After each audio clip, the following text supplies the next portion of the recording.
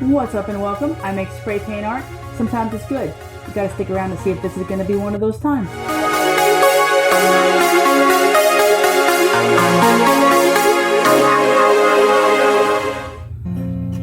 In today's spray paint video, I'm making a painting of Freddy Krueger in black and white because my friend Dan said, I bet you can't do a painting in just black and white. I challenge you.